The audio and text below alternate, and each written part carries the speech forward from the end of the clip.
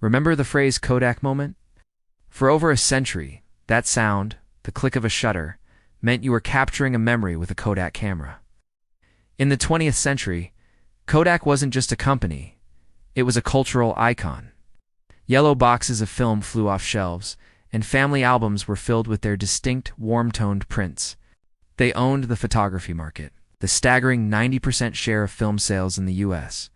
It seemed like their empire was built to last forever. But what if I told you that the very seeds of their destruction were planted within their own walls? The year is 1975. A young engineer at Kodak named Steven Sasson creates something revolutionary, invents the world's first digital camera. It was a clunky device, the size of a toaster, taking 23 seconds to capture a single black and white image onto a cassette tape. But it was the future.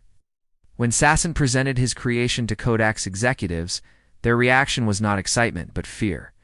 The infamous response was, "That's cute, but don't tell anyone about it." Why?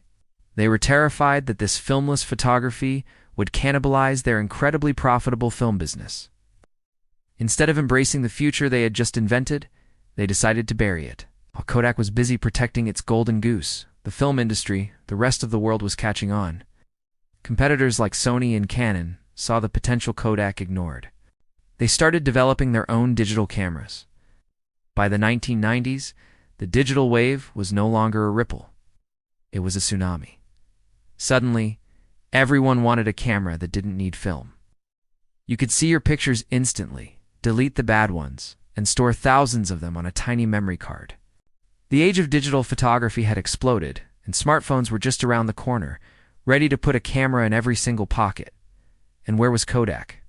They were still stubbornly clinging to film, believing their brand loyalty was invincible. They made a few half-hearted attempts at digital cameras, but they were too late and too focused on trying to get people to print their digital photos, missing the point that the digital world was about sharing online, not just printing. The fall was as swift as it was brutal. As digital cameras and then smartphones became the norm, film sales plummeted off a cliff.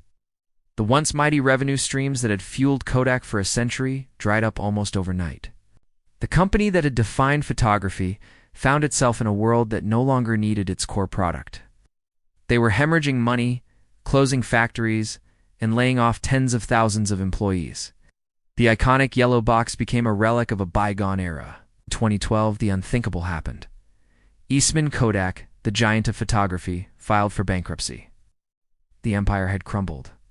The story of Kodak is more than just a tale of a fallen company. It's one of the most powerful business lessons of our time. They weren't defeated by a competitor. They were defeated by their own fear of change. They invented the technology that would ultimately lead to their downfall and then chose to ignore it. It's a stark reminder that no matter how big or dominant you are, refusing to adapt to disruptive innovation isn't a strategy for survival. It's a blueprint for failure. The Kodak moment today isn't about capturing a memory on film. It's a term used to describe a massive company that fails to see the future even when it invents it. Thanks for watching. If you found this story fascinating, don't forget to like this video and subscribe to the channel for more deep dives into the biggest stories in business and technology. See you in the next one.